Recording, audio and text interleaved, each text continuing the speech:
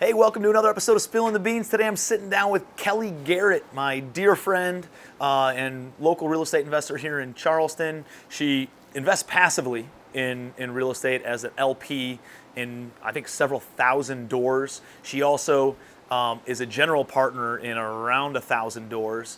And she has a fund that did almost $100 million last year. Will do over $100 million this year in loans.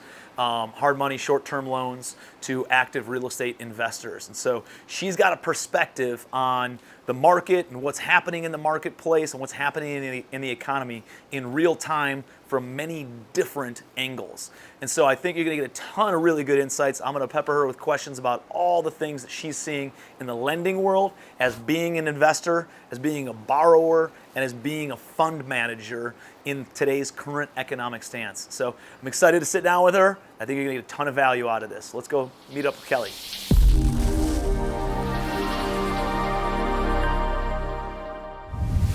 Kelli Garrett. Yes, how you doing? Great to see you. Good to see you. One of my favorite people. And Same so we did a Spill the Beans a while back. Yeah, a couple years now. About 2 years ago. Yeah. A lot of things have changed, right?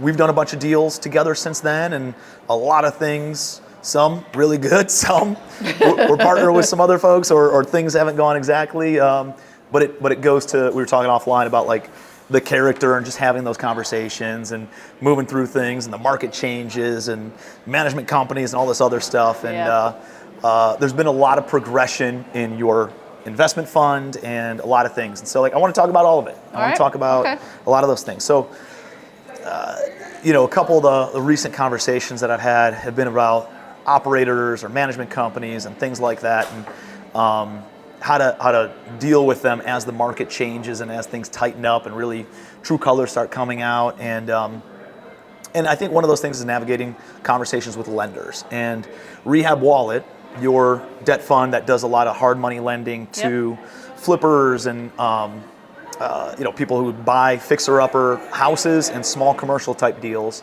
You guys fund them, and then they, on the exit side, refinance or sell the house and flip it and then pay you off. And typically 6-month loans, maybe up to 12 months. That's right. And some of that's changing, right? Mm-hmm. Like that world has changed.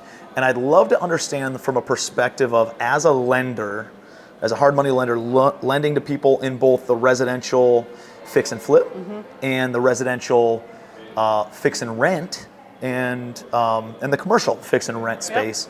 How has that change occurred? So you guys have done an amazing job scaling up. You guys did almost 100 million last year, right? That's right. And have ambitions to do more than that this year. How are things changing? Are people borrowing as much? Has that affected some of your goals? And have you had to take any properties back? How have you worked with people who aren't selling the properties? Like, tell me a little bit about that. I mean, definitely the market has changed, and you go in 3 years ago, and the landscape is so different today than it was 3 years ago. We all know that. But we've all both been around the block a few years, and we know that I always feel like this too shall end. We go through these cycles and things are great 1 minute, and you kind of have to start expecting things to change, whether it's the market or whether it's a partner or whether it's things that can happen, right? I don't get affected with that anymore, just because I just feel like if you're playing at a high enough level, just stuff's gonna happen. If you live in that dream world of things are always going great, you're living in a dream world. Agreed. Right? Anybody who's been around at all, doing any level, reasonable level of business, knows that things always go, there's always a curveball, right? And I think if you want to do business with somebody who's been around business for a while, if you only paint the picture of rainbows and unicorns and good stuff all the time, that creates a level of distrust for me to do business with that person. Too. I want to know about the shit that you're dealing with. And then I want you to bring a solution with that, right? Like, hey, here's all the bad stuff. Totally get it. Happens. I expect it. How do you solve problems, and how do you create solutions, and how do you sandwich that bad news with a couple of good news pieces and then keep on moving forward? That's right. And, when you're owning a business of that level, then we expect those things. At the same time, try to be on the front end of them. If you expect them, then let's plan and put some processes, procedures of what's going to happen when that does happen. And so when things started changing, houses weren't selling for some of our borrowers in 4 hours. Now it's 40 days. Yep. And so they have to take and have budgeted the extra month or two it's taken to close, right? And so we have had some borrowers that struggle a little bit. And two things we've done. Number one, the first thing we want to do is work with them in any way, and as simple as we're not Lima One does $4 billion a year. We do about 100 this year. We'll do about 125 million. Okay, so we're still nimble enough. We're just in the Carolinas and Georgia. We're nimble enough where we can, if you're struggling and somebody knows you in our network, then I might suggest, or my people will suggest that, hey, let me introduce you guys. You're struggling. Something happened. Life happens. Death happens. Things happen. You're just not interested in your product anymore. Then I'm going to introduce you to this borrower over here that's interested, excited, and has a passion for it. I'll go and lend him the money, let him buy you out. So we're introducing people along the way to get things off our books, right? So and that's a lot less work than taking a property back. Exactly. Right? You have legal fees, you have timelines, you get all this other stuff, versus foreclosing on something, being able to work with the borrower. And I assume, the big part of that though is understanding the borrower struggling. Are they coming to you, or are you seeing the writing on the wall? Well, we can see the writing on the wall two ways, right? One might be that they have the rehab funds might just be sitting, and they're not doing the rehab, they're not doing the work to send us the videos and pictures to come take a draw, right? So we notice, okay, it's been 4 or 5 months, they're not taking any draws yet. What's going on? Second of all, could be NSFs or something in their payment. Yep. Things start telling a story. Maybe communication has lacked. And so what we've done is we, number one, have hired a rock star and made a compliance department. Yep. That's what she does 100% of her day, right? We're dealing with people trying to be from the front end of it, what's happening, communicating. We're doing more extensions than we ever have. And again, they got to pay extension fees. And when they start getting in the first extension or second extension, okay, and there's communication back and forth with us on who's in those extensions and the percent the total of our fund is in those extensions, you just get a little bit more involved, right? Yeah. So while at the beginning of Rehab Wallet, starting this out 3 years ago, almost today, then I was more on the origination side, and my CEO, we're more, the leadership is more on the origination side, acquisition side in the multifamily world, right? Well, now we're probably more time spent on the compliance side, just trying to just keep everything between the hedges and not everything going bad. Because we have investors that are raising money every day, and we start having a lot of foreclosures and deficiencies, and it's probably going to scare off some of our investors. So it's a big balancing act. I think it's very similar to the there's a lot of parallels with multifamily, and you guys don't have a problem writing deals. You don't have a problem raising money. That's been pretty easy for a lot of multifamily and commercial investors. Now it's shifting towards operations, right? It's shifting towards, hey, management, guess what? When interest rates go up, 80% occupancy, 85%, not good enough anymore. We need it at 90, 95% occupancy, and we need things operating at a more efficient basis because the market's not going to fix the problem and cover it up and make it not as obvious.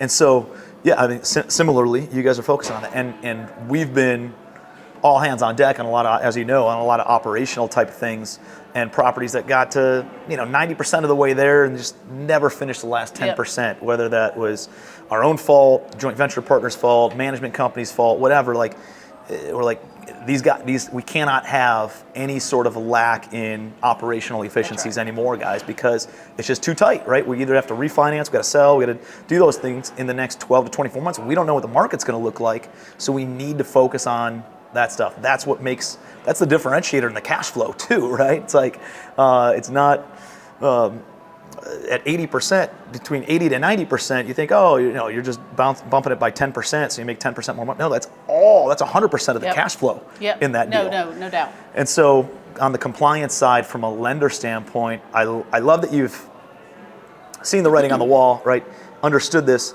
and created the compliance side of, let me help solve this problem. Let me create the exit strategy for these people. And one of those is, let me just bring in a buyer to just move you out of the way, and somebody else who has a proven track record. That's right? So that's one. Another one is maybe some extensions for somebody who has a proven track record but just needs a little bit more timeline. Modification of some sort, if we can just see that, hey, just needs a little bit more time, he or she, then we're doing those. Another one that I've seen you do is you move it over to a broker that's a lot more sophisticated or well networked or knows how to move properties, right? 100%. That has been a huge deal for us, is that if a borrower, we're getting involved with them, and so if a borrower is listing their property, and we can go, and this is exactly what she does, it goes in to see, who that real estate agent is. How do the pictures look, right? Is the pricing realistic? Are they full-time?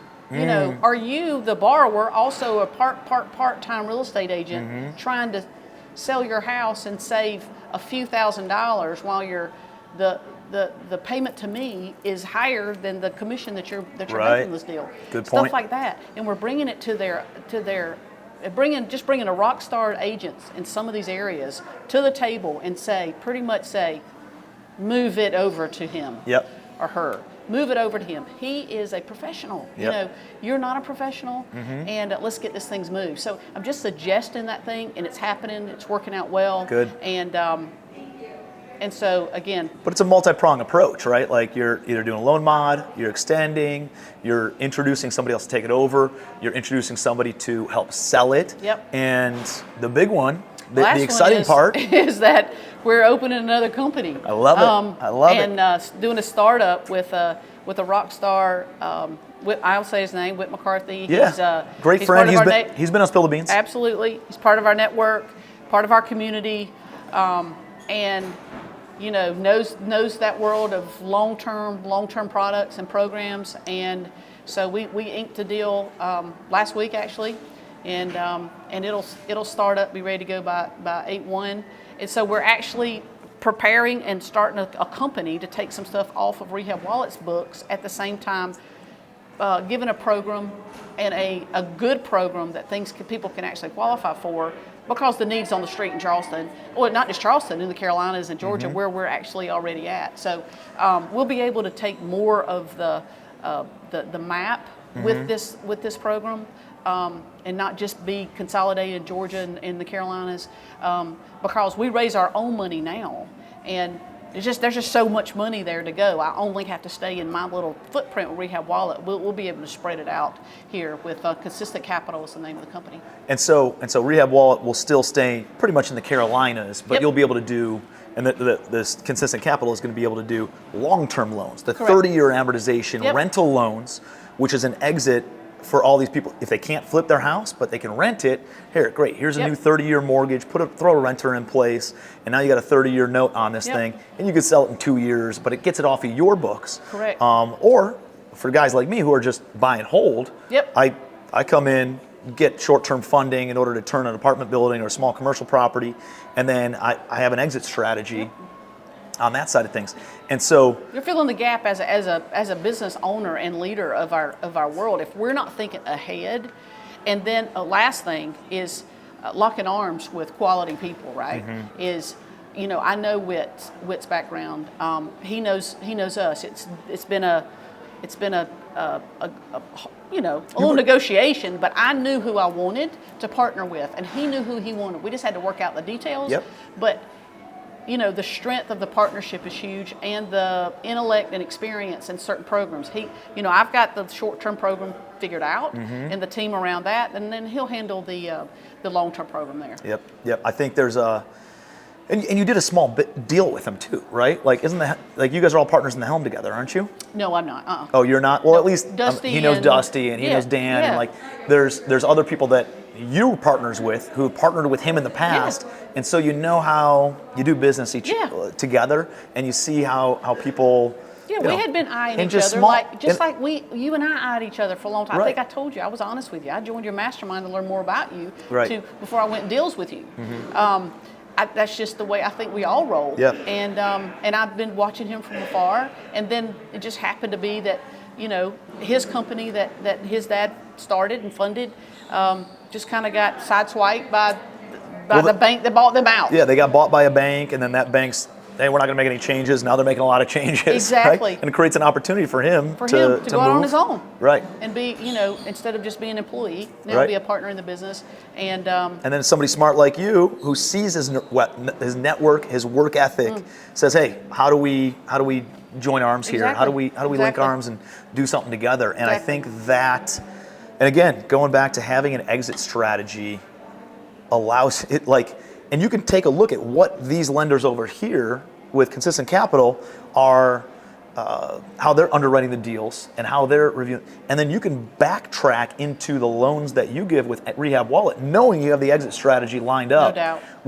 Without, hey, worst case scenario, they go and get this loan in place, and it allows me to just No doubt. That's get the exactly money, what we're cycle gonna the do. money Like- back, and like- it eliminates a lot of the need for the compliance side. No doubt. If your exit as a borrower with Rehab Wallet is to buy, rehab, and hold, then we're going to, at Consistent Capital, we're going to push you to exit with us. Mm-hmm. We're going to go ahead and pull your credit over here. We're going to go ahead and pull your docs, all the docs that we need over here. Before you ever give a loan Before you over ever there. get my money on this side. Yep. So, Knowing you can qualify. yeah. That's the plan. I think that I feel super strong about this business, and again, it's got a ton of synergy within each other, and it feels a need, especially when the market has shown its ugliness, and I knew it was there. I've been through it in 2008, 9, and 10. Had a mortgage company back then as well, so we were anticipating it. I was just waiting for the right person, and you don't know until you kind of write it down, expect. Yep. For your goals, and then all Yep, of a that's a sudden good the point.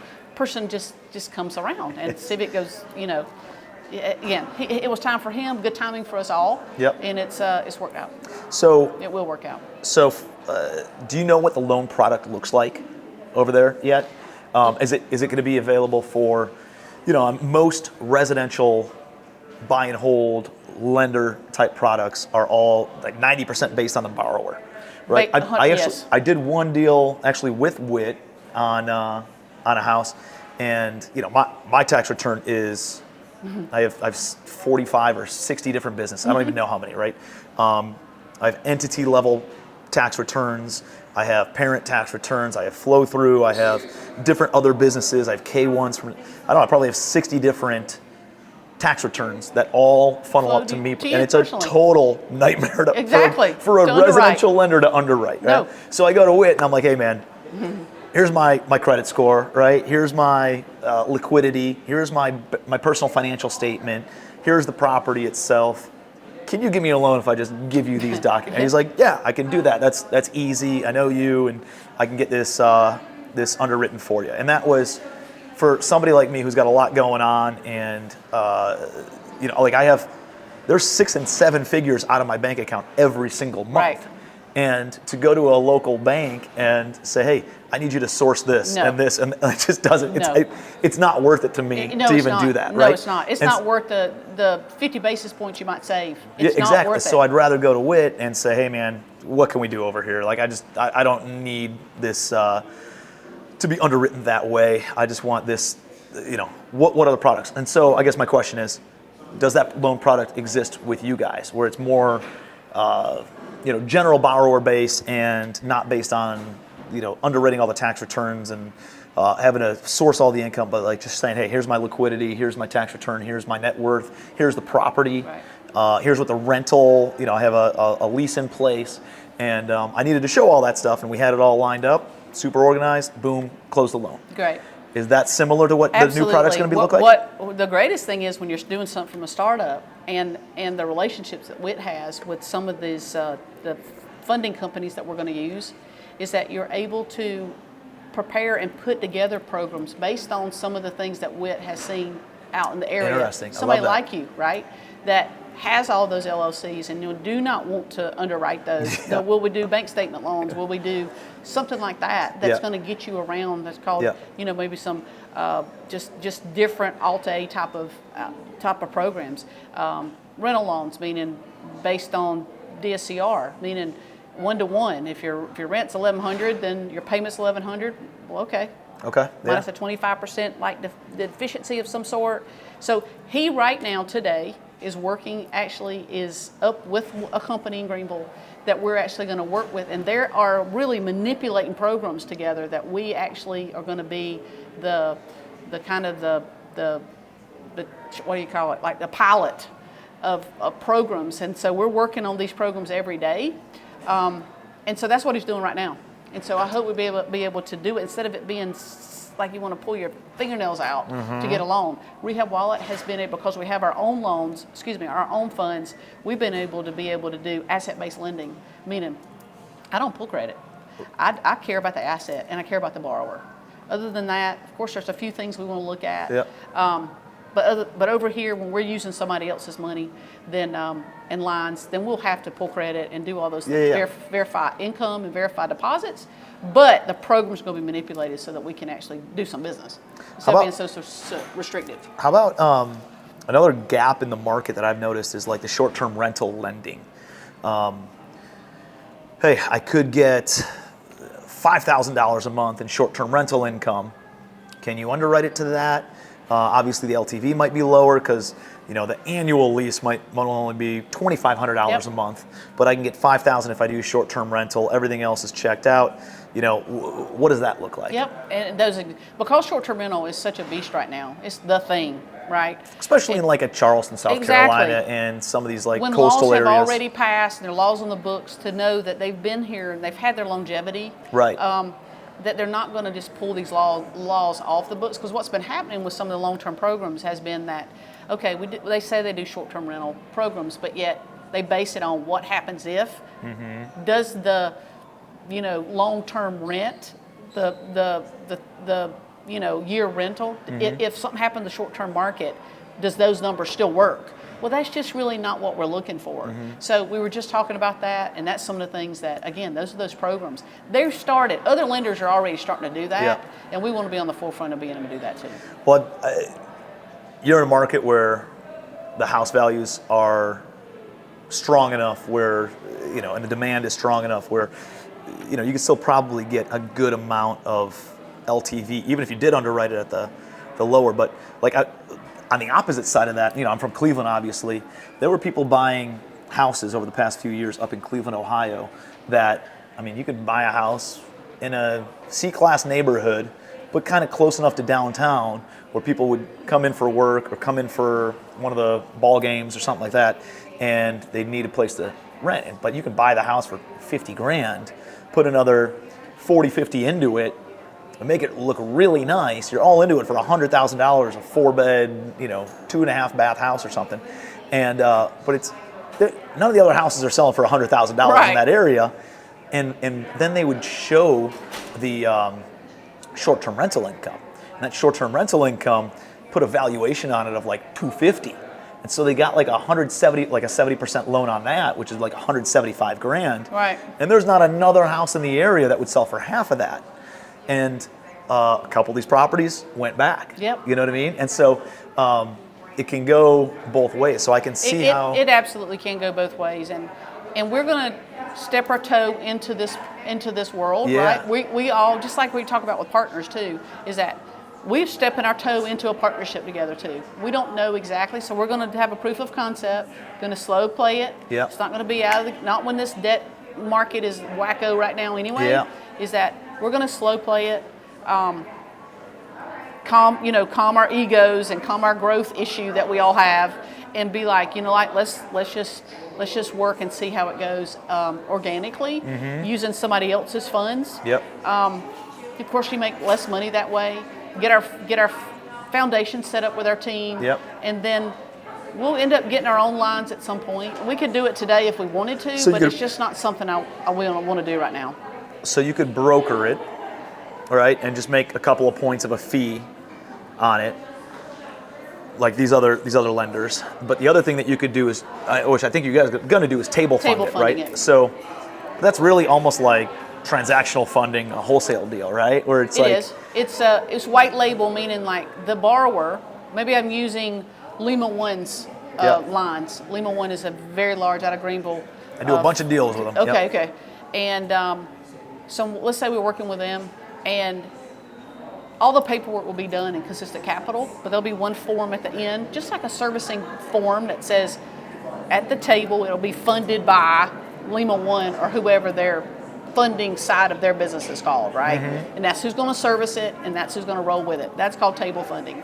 The next level is that we'll have our own $50, $100 million line of credit, and you tranche 20 loans on one line, and then you go sell it off to a market maker. Got it. Right? So that's that next step in the ladder. Yep. That's what, so I don't want to do that just yet. Yep. I know Whit has tons of experience in that world, and we all are like, you know what, let's just see how this partnership works. That's a lot of responsibility. That's a lot of risk that we're putting on the table, and we don't even know if we all like each other yet. Yep. You know. Yep. So Agreed. let's play a few games. Agreed. And then we'll do that when the market calms down. The people that are buying these derivatives are. That's what I was going to. I was It's a going to complete, derivatives. very, very, very detailed world. It is. And we just need to know. I need to understand it better. Well, it's a domino, right? A deal that we're in together that management company messed up. My teams had to step in, take over operations of it, and on that deal, the lender gave us a loan of, let's call it $10 million. They gave us a loan of $10 million. They now have an asset, a note, right, that's worth $10 million, making a certain amount of money. They go to a warehouse lender. That warehouse lender gives them another $10 million, so that way they can make another $10 million loan somewhere else. Now, if the deal, let's say that we're in, goes back to the lender, or they have to take that over, their warehouse lender then calls the line due on the other $10 million. So they either have to come up with $10 million, or it creates a domino effect of them not being able to pay all these other loans off, Exactly. and then they all go belly up, kind of like what happened in 2008. They just kept Exactly. on derivative borrowing, and as soon as one goes bad, all the dominoes fall over, and that's obviously something that you don't want to do. Exactly. But if you package it all up and then sell it off, and it's not your problem anymore, then that's probably Exactly. a better bet. Right now, Yeah. right now, I want to Yeah. do that. You know, I feel like we could at some point do that, but again, we're going to have a proof of concept. And Yeah, that's you where don't we're need gonna to. start. You We know, don't need to. We were talking about you don't need the risk. Why? Nope, you don't. You know, you could just broker it, let somebody else make a couple bucks and take on that risk, Yep. and then you make a couple bucks and have the for sure exit for your first Yep. primary business. I think there's just a better business model. Yeah. You know, And we're not, just to be clear, we're not going to broker it. It will be in our name for a short period of time. yeah. And so to be able to table fund it, because the brokering is really just, you're out. I really have a relationship with these 4 lenders that we're going to use their lines on. They have our balance sheet. They have our personal financial statements. It's not like they just let anybody use their lines. And so I start to give them a bunch of crap loans, then they're going to cut us off. Yeah, totally. Or ding us of some sort. Right. And so we're kind of in bed with them right now, or we will be once we decide who we're going to go with.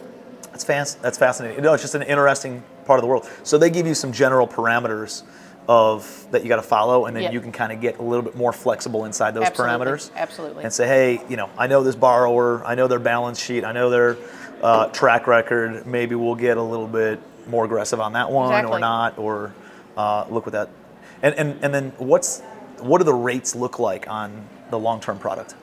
God, they're changing. They're changing right now. Again, But it's usually just a spread of a couple of points, or of a couple points back from us to the lender, actually to Yeah. the lender that's funding it. yeah. Let's say. Oh, the spread on the back up. Yeah, we'll get the fee. back end spread. We'll get the fee on the front end, okay, as a lender. That's the business plan. We'll get the fee on the An front origination end. fee. Origination fee. We'd get a lender fee of some sort.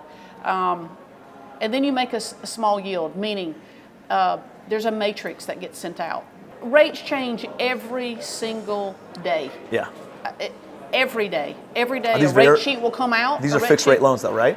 Yeah, it could be a 30-year fixed or 5-year arm, 7-year arm. So Okay. the arms will still be, obviously, if you choose an arm, it'll be less. But then you have the 30-year risk of fix- it going up. Yeah, exactly. I mean, people sitting in arms. That's what happened in 08, 09, right? Yeah. They Big chose time. these arms. Big time. And then they started adjusting on them. And I think obviously it's going to happen some. They didn't have rate caps on some of the multifamily deals and some of that. So I'm talking a lot of generalities right now because we literally just inked all this last week, last week, and really just chose the name. So I love we it. are so close. We're so new in this, and Whit's going to be the lead, and I'm going to support him like crazy and be his partner. And businesses get made and started based on a need in the community. Rio Wallet was started that way. Some of my other businesses that I started were literally because of a need. And that's just the way good businesses get started. And that's how they evolve, right? Is like, oh, hey, I just want to focus on this right now. Okay, this is dialed in. Now, how do we solve this other problem? Well, we can offer this and control it a little bit more. And that's what we're doing with property management. We brought a bunch of management in-house. Exactly. Because I didn't want to be subject to third party anymore. And so, hey, we're going to build it out. We have regionals now, and then we have property level, site level property managers with leasing agents and maintenance personnel that are on our payroll. And hey, I got a lot more risk because I have more overhead and the payroll's growing and everything. Hey, listen, it feels better though, doesn't it? But I control all of it. Oh my gosh. I control all of it. Absolutely. I know real time whether I don't have to wait for a report to come out at the end of the month. The 15th after the month ends, so it's really 45 days late. It's like, no, I know exactly in real time what's going on, and I can pivot, I can fire somebody, I can bring somebody else in. It's so critical to be able to control some of that, especially as things tighten up and I mean, we've seen how rapidly a market can shift with interest rates rising more steeply than they've ever risen before in the past 12 months. With inflation rising more steeply than it's ever has before, with more government money getting printed than it ever has before. Like, there's been a lot of things that they're trying to manipulate the economic situation very, very quickly. And that means we have to respond even quicker. We do. You know? And the good ones do. The ones that's going to be in this thing long term. We talk about the get rich quick. Talk about all that. I mean, we've been in the business a long time, decades and decades. We'll be in the business for decades longer. If we're going to stay in it as a journey, then I think you got to step in and really start controlling a lot of things, especially when things are hard. And maybe we just keep controlling things, because there's just very few people that are really good operators. I'm just telling you, like you said, some people can really raise a lot of money, but it is that gritty, freaking hands dirty, roll up your sleeves.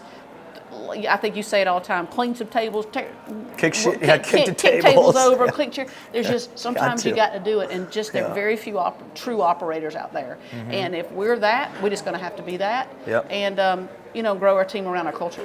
No, I agree 100%. I think that's going to be the differentiator over the next 24 months for anybody who's in business. Show me how good you are at operations, right? Everybody could raise money. Everybody could find deals. Show me how you are at operating a business. That's right. And that's going to be the differentiator for a lot of these folks.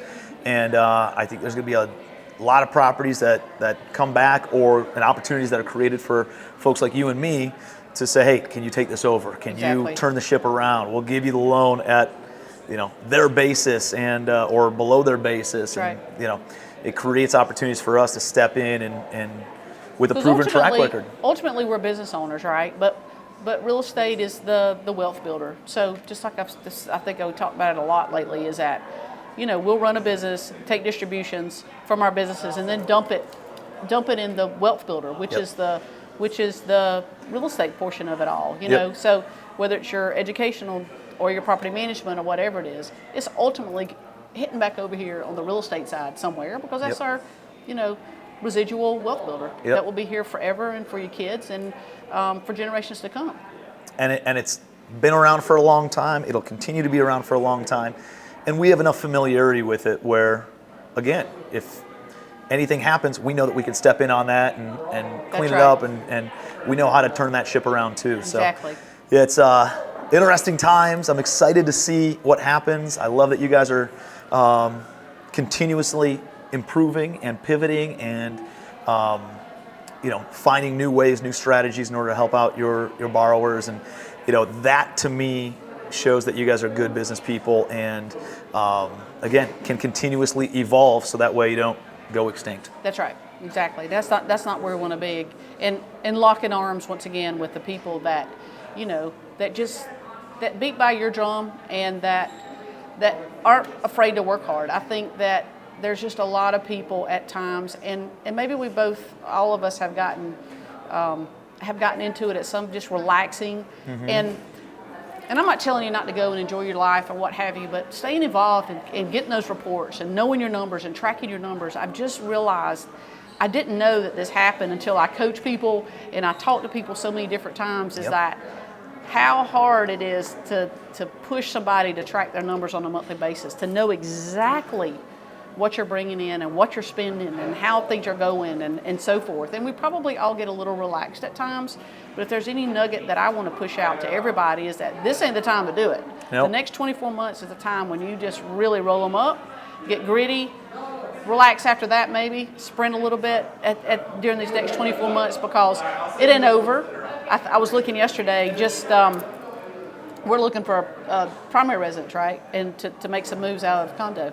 Possibly. I love the tides. But anyway. It's such a good view. And so, are you still looking at the islands? Yep, still looking. So that was on my list to talk to you after this. So, so I go to the foreclosure auction to look at it because we're looking. I used to buy from that when I was a flipper for 18 years. I bought like crazy at the foreclosure. So I noticed that the list was very long. Really? 2 months ago, I go back to start comparing a little bit, like it had gone maybe 6 properties, 4 properties, 3 properties. Now it's probably 33 wow. in June. And so I was throwing it out to our coaching group and like, it's a coming.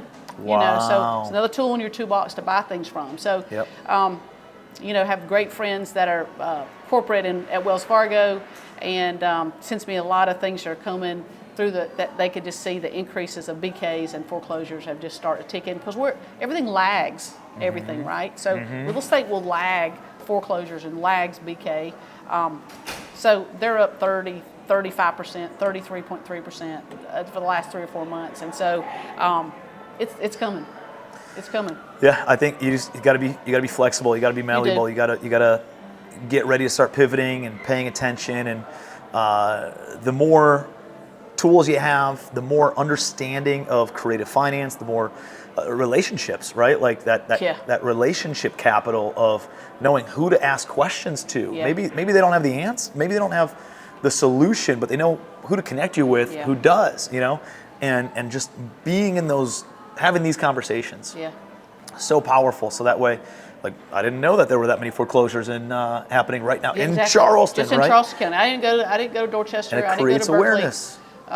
Realizing that you have a new business that you're launching, where there's another solution. Where now this conversation I have with somebody over here, I can connect them with you. You help them, they help you. Everything grows. And like just again having the conversations and staying in the network. You're and a rock staying star in the know. at that. I mean, I told somebody the other day that I'm in the real estate world, but I'm really in the relationship world. Very much relationship building. You're a master at that. Very much so. And just staying in contact with everybody and being in the right rooms. Yep. And your mastermind is a big part of my life, and I appreciate that. At the same time, just growing relationships with the right people, smart people, not afraid to not be the biggest cat in the room. Yep. That we need to be able to ask questions to everybody and lock arms with people a lot smarter than us. Yep. I see, and the people that are coming out to REI Central or your mastermind or my mastermind. I can speak to mine at least. But like the herd's thinning out a little bit, right? There's people who are kind of falling off. I see it in other masterminds that I'm a member of, and people kind of they're bailing. Things are getting a little bit hard. They're not willing to have difficult conversations. They quit the mastermind. They quit the group. But the people who stay, it's a higher quality, right? It's the higher quality that you're seeing in the room. And so I know we all want to grow, but you can grow by quality, not just quantity. Absolutely. I'd say the same thing. 2008, been in business a long time, but 2008, 9, didn't host it, but part of a big real estate group here. But let's just say 2006 to 7, probably 150 people were at it. Had it at the convention center. Then the crash happens in 2008, 9, goes to 4 or 5. Wow. Literally drops to 4 or 5 people. Wow. And I'd look around. Dusty was one of them. We were over there like, what's up? You know, we're like the last Lone Rangers around here. And just kept coming and kept coming. And so we're seeing it at REI Central, a little thinning of the herd. That's fine as long as we have the quality people. It's fine. And then they'll come back. Like realtors, you know, there's thousands and thousands of realtors when things are going well. And then when the cream of the crop rises and there's just only a few left once it gets a little hard. And then they inherit the market, right? They inherit the entire market, and they get the cream. It's crazy if you'll just stay consistent. That's it. And it's the secret. It is. I was watching Steve Harvey the other day, and he was saying the same things. He said, I have said the same jokes. Oh, the only thing different is the fact that I get paid a lot more to say the same jokes, but I've said it. But you do it over and over and over and over again. You go to the masterminds, you go to whatever you're doing, you stay in these lunch groups, you stay in these groups, and you stay connected. You need to do it year after year after year. If we expect us to get in, get what we need, and get out and not give, it's not a journey. It's like I don't even know what it is. It's a hustle or just a short time frame in your life. Yep. This is our career. Yep. And you know, we love it, and our names are important, and you just stay at it, stay consistent, and it'll all work out. I agree. I think it's a fantastic note to end on. Absolutely. I appreciate you so much. Man. Thank you for being here. Of course. I love what you're doing in business. I was going to say I love your friendship. Thank you so much, and it's just it's fun to see how, you know, our group, our network, the people that we know are good business people, good people, will inherit this market as it continues to happen because we're just staying consistent. It's not that we're better. It's not that we're smarter. We're definitely not smarter. Nope. We definitely, but we're just consistent, and that's the key. Just staying consistent over time. You know, putting in the reps.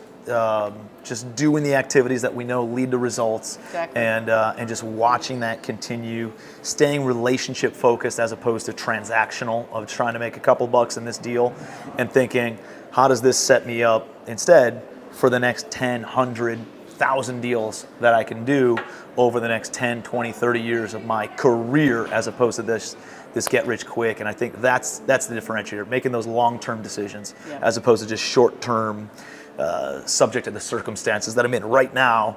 It's how do I build legacy? That's true. So thank you. Appreciate it. Thank you.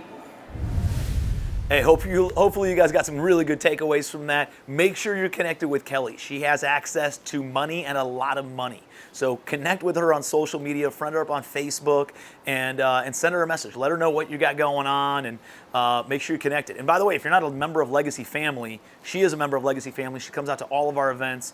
I'm always supporting her and her businesses, and she reciprocates big time by giving a ton of value in Legacy Family. So you want to get to know her, check out Legacy Family Mastermind, legacyfamilymastermind.com, and join and come and rub elbows with her and a lot of other people who have access to capital that are looking to actively deploy that into different deals. So she's an absolute rock star. Hopefully you got some really good takeaways. I'd love to hear about it in the comments section, or any questions that you might have for Kelli or me regarding this episode. Put it in the comments and I'll create some additional content around that. So it's always helpful too if you like, subscribe, and comment on the video. That helps the algorithm, and it gives us a reason on why we create so much free content and try to create so much additional value and pay it forward to you. That's a great way that you can kind of pay it back. So appreciate that as always, and until next time, I'll see you on Spilling the Beans.